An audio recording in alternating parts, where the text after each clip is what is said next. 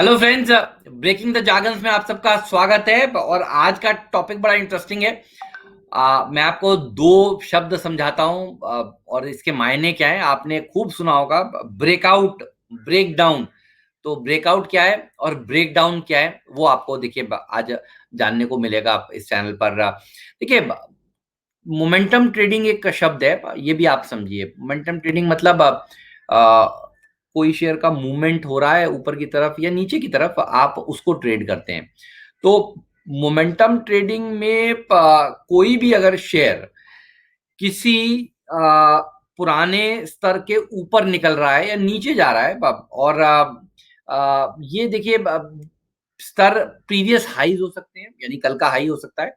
ये previous weekly highs होते हैं, हो सकते हैं, यानी पिछले हफ्ते के हाईज को निकाल रहा हो ऊपर की तरफ या नीचे की तरफ ये शेयर, लोज को निकाल रहा हो नीचे की तरफ ये शेयर, या कोई ऐसा पुराना रेजिस्टेंस, कोई मंथली हाई भी हो सकता है या कोई मल्टी मंथ हाई हो सकता है। कई बार वो शेयर वहां पे आके अटकता हो अटकता हो अटकता हो अटकता हो और अचानक से अब उसके ऊपर निकल रहा है, तो देखिए उसे हम कहते हैं ब्रेकआउट हो रहा है शेयर। तो ध्यान रखिए, ब्रेकआउट का मतलब बिल्कुल सिंपल है।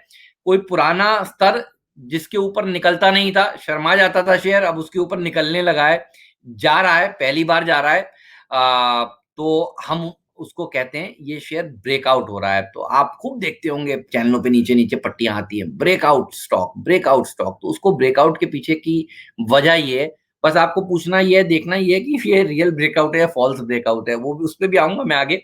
लेकिन ब्रेकआउट का मतलब और कुछ नहीं है। तो वो शेयर मोमेंटम में है। वो कहते हैं ना, कोई गाड़ी मोमेंटम में होती है तो थोड़ा और चलती है आगे, तो लोग उसको ट्रेड करते हैं। तो लोग जो हैं वो जो इंट्राडे ट्रेडर्स होते हैं, जो शॉर्ट टर्म ट्रेडिंग करते हैं, मैंने आपको कल समझाया था शॉर्ट टर्म ट्रेडिंग क्या होती है। जो कुछ मिनटों के लिए, घंटों के लिए इंट्राडे ट्रेडिंग करते हैं या फिर बीटीएसटी करते हैं, वो इनको देखते हैं कि ब्रेकआउट कहाँ पर हो रहा है। तो अब आपको पता है कि इस ब्रेकआउट का मतलब क्या है। जो पुराने रेजिस्टेंस को या पुराने कोई लेवल को शेयर अगर तोड़ता है, मूव करता है, उसको हम ब्रेकआउट कहते हैं। अब ब्रेक डाउन क्या होता है?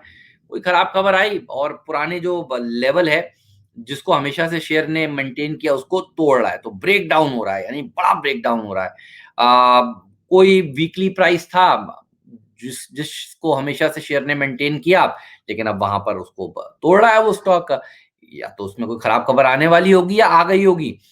तो ध्यान रखिए, इसलिए आपको देखना होगा अब इन ब्रेकआउट्स को और इन ब्रेकडाउन्स को। तो परिभाषा इसलिए आपको पहले पता होनी चाहिए। कोई शेयर 52 वीक लो बना रहा है तो वो ब्रेकआउट, ब्रेक डाउन हो रहा है और नीचे जा रहा है, तो उन स्तरों को तोड़ रहा है।